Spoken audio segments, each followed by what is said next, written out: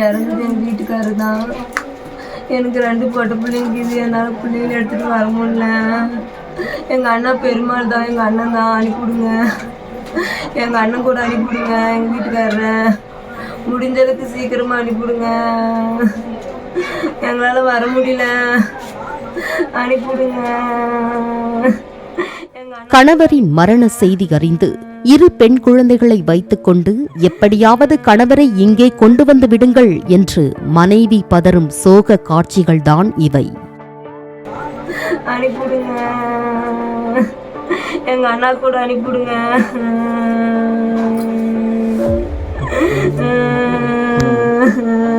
தர்மபுரி மாவட்டம் அரூர் அடுத்த தாமரை கோலியம்பட்டி கிராமத்தைச் சேர்ந்த மணிகண்டன் பன்னாரியம்மன் லாரி சர்வீஸில் ஓட்டுநராக வேலை பார்த்து வந்தார். பிரியதர்ஷினி என்ற மனைவியும் 2 பெண் குழந்தைகளும் உள்ள நிலையில் கடந்த 24ஆம் தேதி சென்னையில் இருந்து மேகாலயாவின் சில்லாங் மலைப்பிரதேசத்திற்கு கண்ணாடி பாரம் ஏற்றிச் சென்றார்.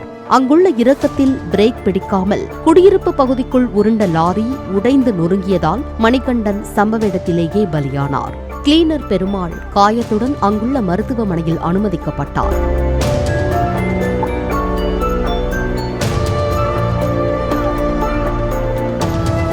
வீடுகள் சேதமடைந்ததால் அங்குள்ள மக்கள் ஓட்டுநரின் சடலத்தை எடுக்க விடவில்லை. இதனால் மணிகண்டனின் சடலத்தை மீட்பதில் போலீசாருக்கே சவாலாக இருந்தது. இந்நிலையில் லாரி போனால் பரவாயில்லை, ஓட்டுநர் மணிகண்டனின் உடலை சொந்த ஊருக்கு கொண்டு செல்ல உதவுங்கள் என்று வீடியோ வெளியிட்ட லாரி உரிமையாளர் தான் கடனில் தவிப்பதால் தன்னிடம் பணம் இல்லை என்றும் உருக்கமாக வேண்டுகோள் விடுத்தார். மேகாலயா ஷிலாங்கில் என் வண்டி கொண்டு போய் டிரைவர் அப்செட் ஆகிடுச்சு, பிரேக் டவுன் ஆகிடுச்சின்னு சொல்லி நைட்டு தான் அனுப்பிச்சுட்டேன். காலையில் ஃபோன் போட்டு ஆள் அவுட்டுன்னு சொன்னாங்க. என்னால் இப்போ ரொம்ப கடத்தில் இருக்கிறேன். என்னால் அந்த பாடி கொண்டு போய் சேர்த்தனா போதும், எனக்கு வண்டி வேணாம், எனக்கு அந்த பாடி கொண்டு போய் சேர்த்தனா எனக்கு போதும். நானும் டிரைவர் தான், எனக்கு ஹெல்ப் யாருன்னா பண்ணுங்கள். என்னால் முடியல, என்ன பண்ணுறது தெரியல, எல்லாம் சொல்கிறதும் தெரியல.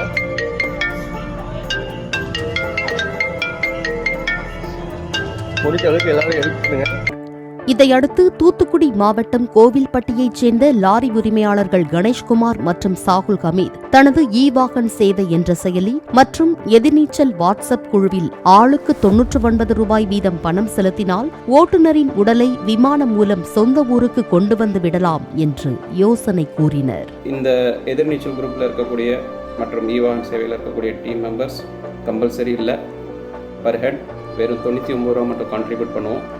ஸோ 99 ரூபா நம்மளோட ஒரு பெரிய செலவில்லை அப்படிங்கிறது என்னோடய பாயிண்ட் ஆஃப் வியூ. விருப்பம் உள்ளவங்க கியூஆர் கோடில் வெறும் 99 ரூபா மட்டும் கான்ட்ரிபியூட் பண்ணுங்கள். ஆல்ரெடி அங்கே ப்ராசஸ் நடந்துகிட்ருக்கு ஒர்க்கு. சாலையில் நின்று கை நீட்டுவோருக்கே தயங்காமல் அள்ளி கொடுக்கும் லாரி ஓட்டுநர்கள் தங்கள் சக ஓட்டுநர் ஒருவன் உயிரிழந்து கிடக்கும் தகவல் அறிந்து ஆளுக்கு 99 ரூபாயை விரைவாக செலுத்தினர். ஒரு பக்கம் பணம் சேர்ந்து கொண்டிருக்க, மறுபக்கம் Ganeshkumar Shillong police SP Jeffrey சூடிங் என்பவருடன் பேசி மணிகண்டனின் சடலத்தை மருத்துவமனைக்கு கொண்டு சென்று பிணக்கூராய்வு செய்வதற்கு தேவையான நடவடிக்கை மேற்கொள்ள உதவினார். இறந்தவரின் உறவினர் கையெழுத்திருந்தால்தான் பிணக்கூராய்வு செய்ய முடியும் என்ற நிலை உருவான போது கிளீனர் பெருமாள் கையெழுத்திட்டார்.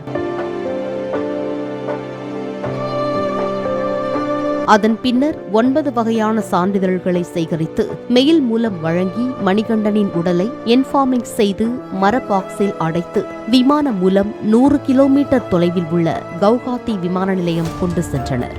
26ஆம் தேதி இரவு 9:20 மணிக்கு இண்டிகோ விமானம் புறப்பட இருந்த நிலையில் 8:30க்கு பாக்ஸில் மெட்டல் டிடெக்டர் மூலம் சோதனை செய்தபோது அலாரம் ஒலித்ததால் பாக்ஸை தடுத்து நிறுத்தினர். உறவினர்களிடம் விசாரித்த போது 6 மாதத்திற்கு முன்பு நடந்த விபத்து ஒன்றில் மணிகண்டனின் காலில் பிளேடு வைத்து அறுவை சிகிச்சை செய்திருப்பது தெரியவந்தது. இது தொடர்பான தகவலை சில்லாங் டிஐஜி டேவிஸ் மார்க்கிடம் தெரிவிக்க அவர் கவுஹாத்தி அதிகாரிகளிடம் பேசி மணிகண்டனின் உடலை விமானத்தில் ஏற்ற ஏற்பாடு செய்தார். அந்த விமானத்தில் கிளீனர் பெருமாளும் கொல்கத்தா வந்தார். அங்கிருந்து காலை 5 மணிக்கு பெங்களூர் விமானத்தில் புறப்பட இருந்த நிலையில் 1 மணி அளவில் மீண்டும் சோதனை. மீண்டும் பாக்ஸ் தடுத்து நிறுத்தப்பட்டது. மதுரையைச் சேர்ந்த ஹரி என்பவர் இண்டிகோ நிறுவன அதிகாரிகளிடம் நிலைமையை எடுத்துச் சொல்லி அங்கிருந்து உடல் பெங்களூரு வந்து சேர உதவினார்.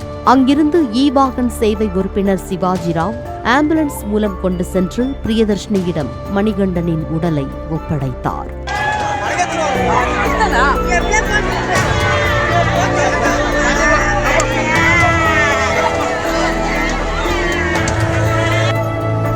இறுதி சடங்கிற்கு பின்னர் மணிகண்டனின் உடல் நல்லடக்கம் செய்யப்பட்டது. முன்னாள் ராணுவ அதிகாரியின் மகனான கணேஷ்குமாருக்கு தமிழ், ஹிந்தி, ஆங்கிலம், தெலுங்கு உள்ளிட்ட மொழிகள் அத்துப்படி என்பதால் லாரி உரிமையாளர்கள் மற்றும் ஓட்டுநர்களின் பிரச்சனையை வெளிமாநில அதிகாரிகளுடன் எடுத்து கூறி தனது குழுவினருடன் சேர்ந்து மனிதநேயத்துடன் உதவிக்கரம் நீட்டி வருகிறார். முன்னதாக உடல் கூராய்வை விரைந்து முடித்து தருவதாக 3000 ரூபாய் பணம் பெற்ற சில்லாங் உதவி ஆய்வாளர் ஒருவர் இவர்களின் உதவும் குணத்தை பார்த்து நெகிழ்ந்து போய் மீண்டும் கணேஷ்குமாருக்கே பணத்தை திருப்பி அனுப்பியது குறிப்பிடத்தக்கது.